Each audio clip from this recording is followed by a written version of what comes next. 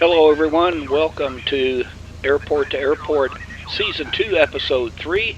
This episode features our flight up from Hollywood up to Clewis Municipal Airfield, and we'll be talking to David Leigh up there about probably the newest airport on the grid. I am not aware of any others opening. If there are any new airports open, please let me know and we'll get you on the show here. That's what this show is all about, featuring airports. So let's get on with the flight here, and I'm going to break in a couple times here with some information. We're going to have a little conversation with Bob, the flight computer, introduce his new AI system and tell you a little bit about that, and hopefully we'll have an uneventful flight up to Clewis. Let's prepare for takeoff.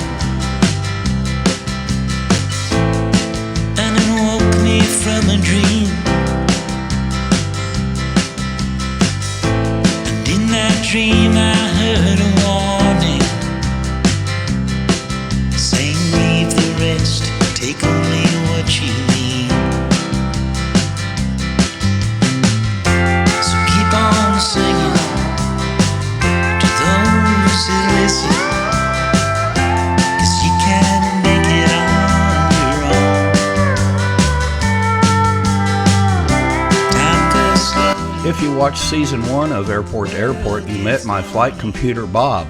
Bob has been with me for several years and recently underwent some AI upgrades. His hardware has become so big that I can no longer carry him on the planes with me. That's what she said, LOL. Oh, great. Now he's been programmed for That's What She Said jokes. I'll never hear the end of this one. And he does everything remotely via wireless. He is housed in the ATC tower at Gensel Airport. I dropped by the other day to check on him and to do a brief intro video. Bob, how are you doing today? I'm doing okay, Mr. Flywalker. How are you? I'm fine, Bob. You should know already since you're constantly monitoring my Apple Watch. Your health is my primary concern.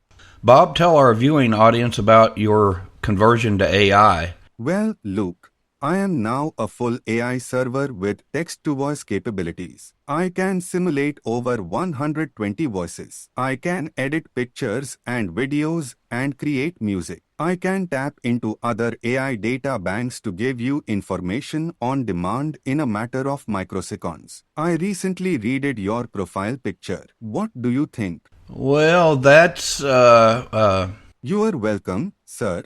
And to the ladies in the viewing audience, he's married. Bob, thanks for the upgrade tour.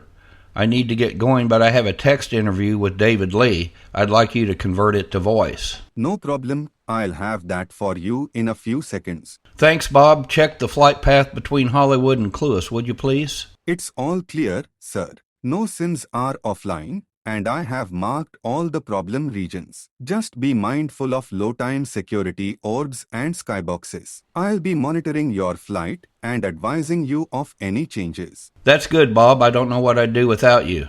You would crash. That's what you would do without me. Be safe, fly boys. You gotta love one another, sister and brother.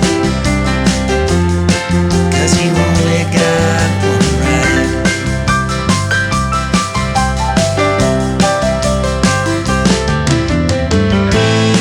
I heard the falling rain this evening, and it put me in a dream.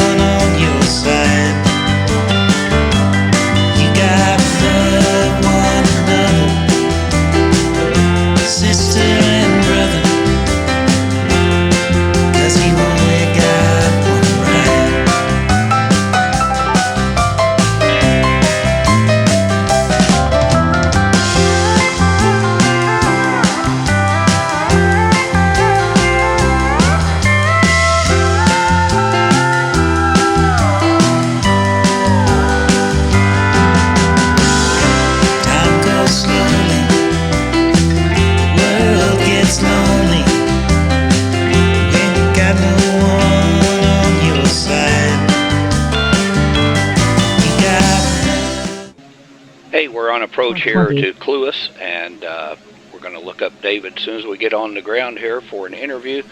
David's mic was broke, so we had to ask Bob to give David a voice here. So please enjoy our chat here as we give you a tour of Clewis Municipal Airfield.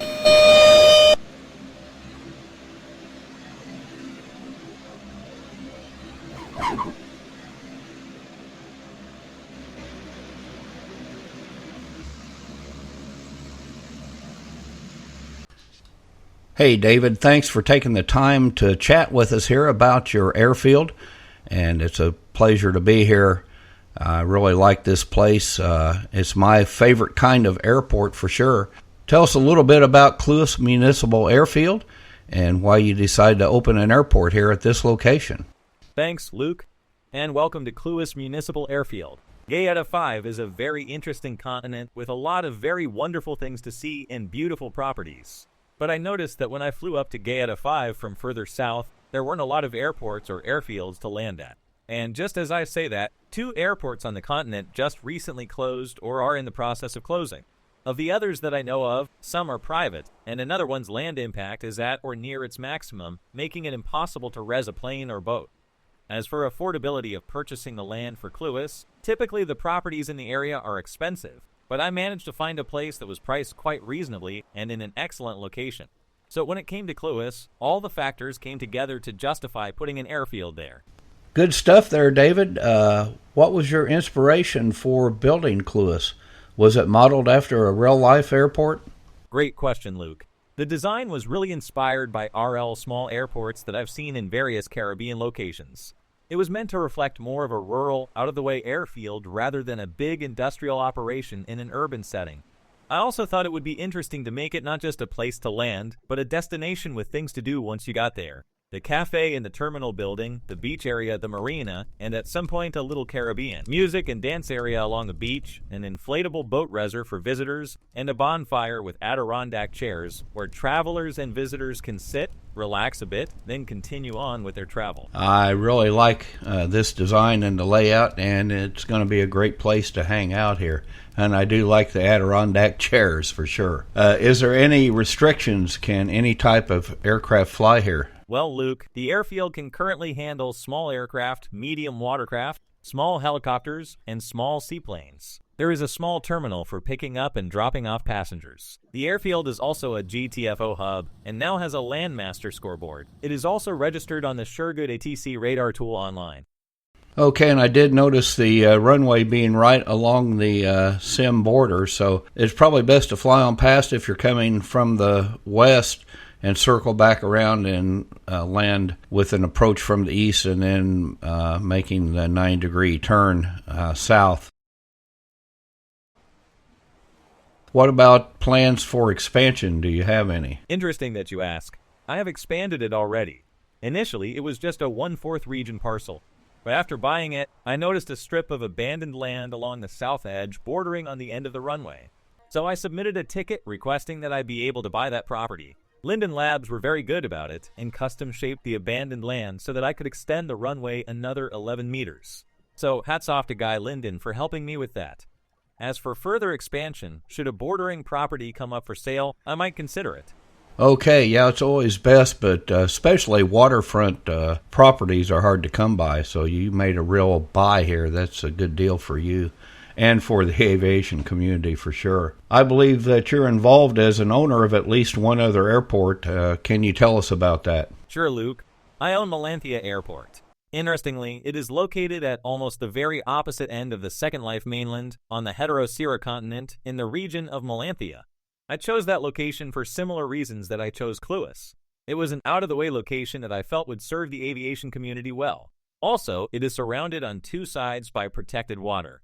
Melanthia can accept medium aircraft, large helicopters, medium watercraft, medium seaplanes, and has road access to Route 5 that leads throughout the continent. There is also a train line going through the region, with Second Life Railroad Melanthia Station bordering the airport. As for other amenities, I built a hospital with small parkland for those who like to do search and rescue roleplay. It may not be the only such facility in Heterocera, but I have searched for others and have not found any. As an aside, I was surprised to learn from a neighbor that they were pretty sure there once was another airport in Melanthia some years ago. Unfortunately, I have no information on that airport. It probably predates my getting into aviation. But if there were another airport there, it would make sense judging by the location and property layout. Very nice. I went up there to grab some shots here as you were talking. I've been showing some clips of that, and yeah, we may have to do an airport to airport about that location too. You've really helped out and been an integral part of the Intercontinental Flight Challenge project. Is there anything you'd like to say about that? And do you have any words of encouragement for potential flight challenge candidates? Another great question, Luke. The Intercontinental Flight Challenge offers a very worthwhile challenge to anyone wishing to improve their flight skills. Passenger flight is a key component of the SL aviation community. Passengers in general want to feel as though they are experiencing something like taking an actual flight between 2 points. That means a flight that is relaxing and that cycles smoothly through the normal process of a flight, taxiing, takeoff, ascent, cruise, descent, approach, final approach, touchdown, and taxiing to the terminal building. Maximizing the quality of that experience calls for a pilot with a proven ability to focus, to plot and follow safe, low-risk routes for the safety of their passengers, and the stamina for long-distance flight across distances where there may be few or no airfields. Pursuing the Grid Flight Challenge offers pilots the opportunity to develop these skills. That is not to say that only those who have succeeded in the Grid Flight Challenge can do these things. There are a lot of exceptional pilots who have not. Yeah, that's some good words there about that, and really, that is fulfilling a purpose here, and we're starting a new group, the Flight Challenge group, for all pilots that have qualified for the challenge, and we'll do some special events and some special grid flights for group members, and we'll probably have some that are open to the public to try to encourage more people to do the Flight Challenge. Do you have any words of advice for airport owners or people thinking about opening an airport? Yes, Luke, I have a few thoughts on this subject. For those thinking about opening an airport, it's important to know why you are opening an airport. Is it just for your own use? Or will it be built as a destination for others? Answering that question will allow you to take the right approach on issues such as, first, connectivity to Linden-protected regions, usually a water sim. Of course, secure access via Linden-protected property that banned lines or security orbs can't block would be top of mind. I've seen too many airports ruined by a tiny property putting up a security orb or ban lines blocking approaches to an airport. One, sadly, closed down as a result. Second, if you want to build an airport to attract pilots and passengers, I recommend doing so only where one is needed. If there is already a suitable airport nearby, you might want to ask yourself why you would park another one right next to it. That becomes more so important when considering related costs, such as purchasing the land, monthly tier, etc. Lastly, if you are looking for land, it helps to be patient. In particular, check the abandoned land auctions. You might be surprised what you can find there. If you don't see land in an area that interests you, it pays to hold off. That's what I did. I got both Melanthia and Clewis connecting to Linden protected land and at good prices. It takes time, but in my experience, something will come up that meets your needs. That's good advice all around, David. Yeah, I really do appreciate that, and as a fellow airport owner, I can relate to what you're saying there for sure. Anything else you'd like to say about Clewis Municipal or SL Aviation in general? Well, Luke, on Clewis, my biggest concern about building the airfield was whether people would want to fly to such a relatively remote location relative to, say, Blake Sea or Nautilus. But the response from the aviation community far exceeded my expectations. From day one, the GTFO board filled up rather quickly, and my guest counter shows many people visiting every day.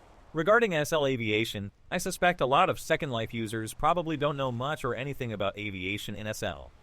My own case in point. Many years ago, before I got into aviation, I was becoming bored with SL.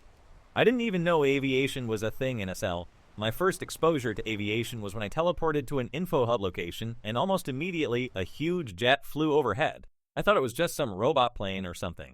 That location, as it turns out, was Barbarossa Ferry Terminal and Info Hub not far from Hollywood Airport. It wasn't until the COVID lockdowns that I returned to SL that I found out about aviation when I parked a boat next to an airport one night for some friends so we could party. That airport, again, was Hollywood Airport. I saw planes coming and going and thought, there's people flying those planes? And so I looked further into it and eventually got involved. I've been flying in Second Life ever since and never looked back. All that is to say that if the aviation community wishes to grow, it might attract more participants through a small outreach campaign. This might be doable through the Second Life Community Exhibition at the Welcome Center.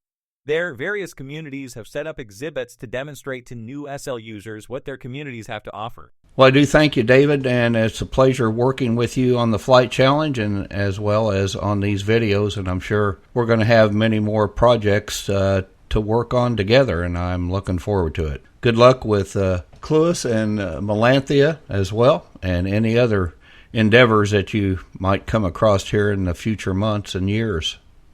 Okay, folks, that's it for our trip to Clewis Municipal Airfield, and I hope you enjoyed the show, and many thanks to David Leigh. He did an excellent job and gave us a lot of really good information there. And David, I wish you all the best with your airports and any future endeavors you have here in Second Life. I know you're going to do well. I'm headed for my next destination, which will be an Airport to Airport episode 4, and we're going to Aerodrome Amelia Earhart, and a classic build there, and I'm looking forward to it. So, hey, everybody, have happy flying and blue skies, and I'll see you all next time.